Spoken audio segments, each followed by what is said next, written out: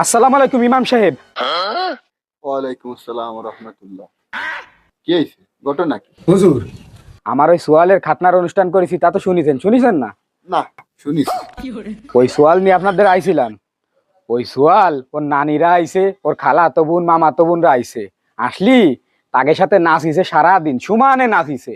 আমি মানা আরছি, ও বাজান নাইছে না বাজান, তোমার ওখানে ক্ষতি হবে না। ও সোয়াল শুনি নাই, বারবার নিষেধ করেছি যে ও বাপ নাইছে না বাপ, তোমার ওখানে ক্ষতি হবে না। শুনি নাই, ও ভুলে গেছে যে ও যে খাতনা করেছে, ও ভুলে গেছে। পরে তো হুজুর সোয়ালে ওই জায়গা ফুইলে এইরাম হইছে, আর কুমড়োর মতো হইছে, ভা কুমড়োর মতো। ওরে হুজুর, সে কি যে অবস্থা, সেটাকে যদি কোনো রকম কাঠিটা একটু দি খুসা দি, ফাঁস কলে সবে নেই রস। পরে তাই দেহে তো আমার মাথা খারাপ হয়ে গেছে, যে কি অবস্থা। আমার ওই সোয়ালটা আমি জীবনে গায়াত দিয়ে কথা কই না, আমি ওরে মারি এক আঙ্গুল দিই।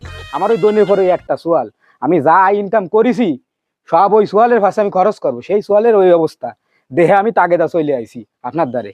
হুজুর আপনি একটু চলেন, মনে হয় সুত মুত লাগেছে, একটু জাড়িয়ে দিয়ে নেন হুজুর। ও নাইসে তো সোয়ালে ডিস্টার্ব হয়ে গেছে ওই যন্ত্রের মাথায়। ভালোই, যাতে আর বেশাল না ফাটাইস। সোয়ালের মুসলমানি দিয়ে আইডিয়া দিয়ে কিনে উঠোন সারি বাসতে বাসতে গিরে সামনে বড় এক টেবিল দিয়ে তারপর এক খাইতে তুইছে দাও, খয়রাতি বসে দাও। ভালো হয়েছে। আবার বলে শুনলাম যে তোর বলে 1.5 লাখ লস হয়ে গেছে। সোয়ালের ঐশীর মাথায় না ফুলে যদি তোর মাথায় ফলতো তাহলে ভালো হতো। কথা বলতে শুনবি না? বিভাদে একটা ফৈরিয়ম দৌড়েছিল ইমামের কাছে। তা শোন, ওই সোয়ালের সেটি দেবেন ইনশাল্লাহ। ওই লাল শুকনো মরিচ বাইটিয়ে আর খাঁটি গাইন বাঙানো নারকেল তেল দিয়ে সুন্দর করে গুটিয়ে উনি লাগাতে কবে।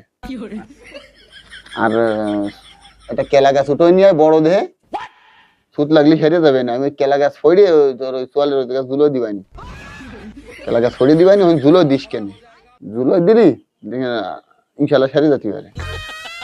আর ইয়ার এই অনুষ্ঠান তো বাৎসরিক অনুষ্ঠানও হবে, তাই না? তোর সোয়ালের এই মুসলমানের অনুষ্ঠান তা ভাইবে চিন্তা যদি হয় একটা সোয়াল করতেও পারি, কোয়া যায় না। তো বাৎসরিক যদি হয় তাই